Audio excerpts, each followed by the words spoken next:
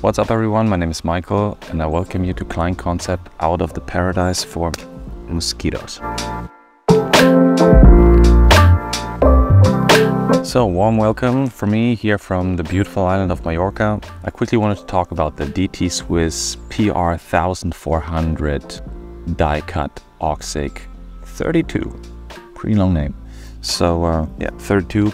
That basically just stands for the rim depth. There is also a more shallow one, but I wanted to have like at least a little bit of aero gains there. I think what makes these wheels very interesting is the Oxic part of the name. I'm going to touch on that in a second. First of all, I quickly wanted to talk about why I switched from my beautiful carbon lightweight drive wheels to these ones for this trip in Mallorca. So the background is I'm going to be climbing a bunch of mountains here, which means automatically that I'm going to be descending a lot. And as I don't know those routes too well, I might be braking a little bit more than normally, at least for the beginning.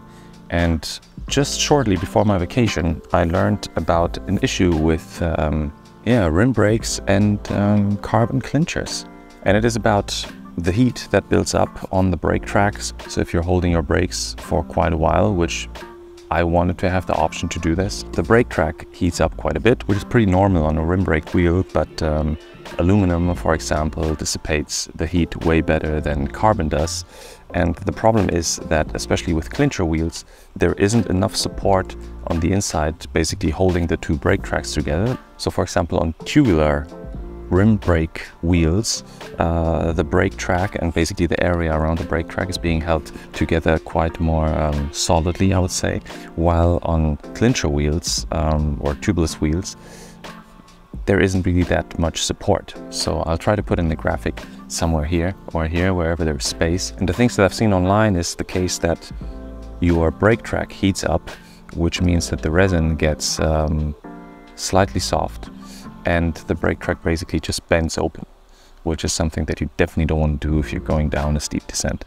So yeah, pretty last minute, I purchased those wheels. I found them because I was looking for wheels that are lightweight and also look good and have a little bit of aero gains. So aero gain coming from the slightly more deep section of the wheel. And I think they look great because the brake track is black. And in comparison to some other wheel sets out there that are maybe a little bit more on the budget side, where the brake track is basically just painted, so it rubs off after one or two steep descents. This is where the Oxic process is coming into place. So what's happening here is they are applying a ceramic coating to this brake track in some fancy pants chemical process, which basically ends up deeply coloring the brake track, or permanently coloring the brake track black. So I've been riding Sacalobra yesterday, I've been braking tons, and you see the brake track still looks intact and it's still black and no silver shining through. So from the two rides that I've done so far, I really like those wheels. They're fairly light, so I'll put in the claimed weight on the screen up here. Braking feels really good. The only thing that I've encountered was a crazy squeaking noise on my front wheel. But I found that this was more due to user error, so me, by not properly aligning the brake pads. So they've been making contact pretty much at the same time with the rim, while when you're adjusting them, you should basically try to make contact with the first part of the pad first, and then basically apply them gradually, depending on how much pressure you're applying to the lever. So yeah, with that problem fixed, I have to say they're great for climbing because of their weight. Also on the descents, they've been super stable. We had a lot of side wind at times, no issues at all with that.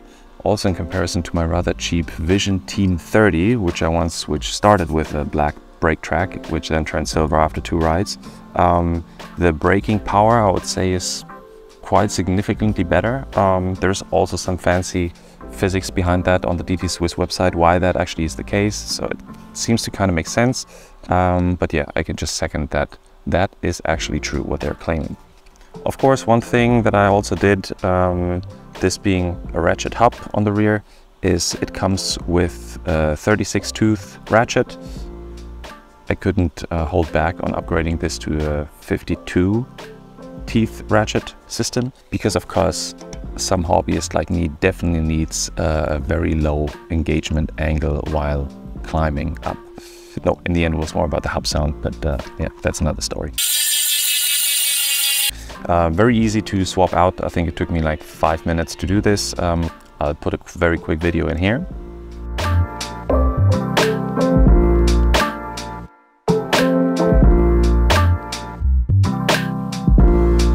So yeah, super easy, and I have to say, just traveling with a rim brake bike is a pleasure in comparison to carrying my disc brake carbon frame around like what I did last year.